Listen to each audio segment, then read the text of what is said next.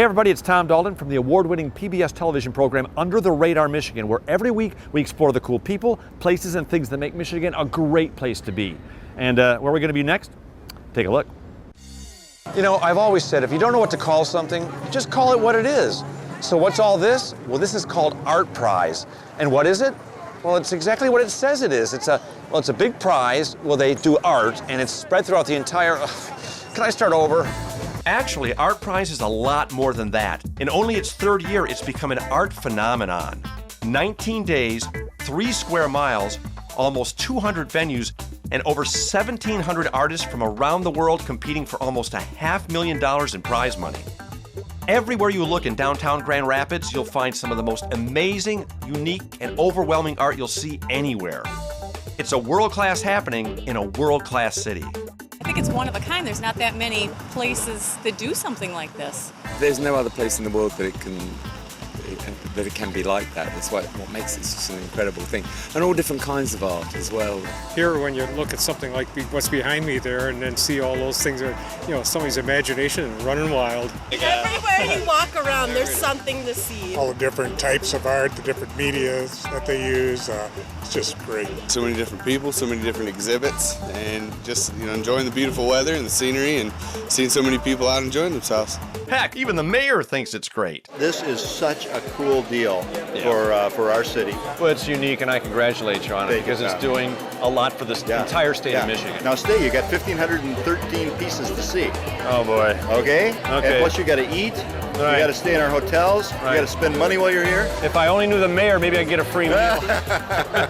Well, I wasn't able to wrangle that free lunch, but I did wrangle a conversation with ArtPrize marketing director Todd Herring. Whose idea was this? Because it's unbelievable to me that in 3 years, this has become so huge. It's 100% my idea. That's not true. I knew it's not true at all. It started with Rick DeVos, who's our president and founder. Right. And he's the one who came up with the concept, and he had a great team around him that was able to essentially pull it off in a very short period of time. And some of the really basic pieces that the prize is the initial catalyst. Now we have almost 1,600 artists competing this year. Most of them have found other reasons to be part of ArtPrize. We have gallery spaces where there's artists who come from Chicago and they say they have more foot traffic and they sell more of their own prints than they do in any sort of gallery show that they have in major cities. So there's lots of ways to win as you participate in ArtPrize aside from the big award itself. Now, what does an event like this do for the city of Grand Rapids? Well, ArtPrize is not something that an ArtPrize organization does. It's something that our entire city does together. It's the only way that could happen. So coffee shops, restaurants, bars, and our art gallery, all of them become an art gallery. Yeah, that's the neat thing that I've seen. I've seen people actually giving up the sides of their buildings for artists. Yeah, and the city works with us too. We have a really unique relationship with the city, and it's one of the things that makes Grand Rapids really unique is that we have an amazingly collaborative city government that makes this happen. So there's actually a signage variance that takes place during the ArtPrize dates so that our artists can actually explore use of urban space in ways that would be prohibited in other cities. It's a great concept because it's great for the city, it's great for the people who live here, it's great for the people who come here to experience the art. It's great for us too because it gives us a segment on the show. That doesn't hurt. Now, for people who haven't experienced Grand Rapids, you live in Grand Rapids? I do. What do you like about Grand Rapids? I really love the collaborative spirit. There's things that happen here that you just don't find other places. Like we have a comedy festival that again truly takes over the whole city. We have an incredibly walkable downtown, all along the riverfront. We have a lot of downtown living that's happened that's really changed the way a lot of people look at Michigan cities, and that we have redevelopment that's happening that's building places for people to live within the city. The city's big enough to have that metropolitan feel, but it's not overwhelming the size. Exactly. Yeah, and it's amazing to see what an arts culture does to a city. It really is amazing to see an entire downtown turn into a public art gallery.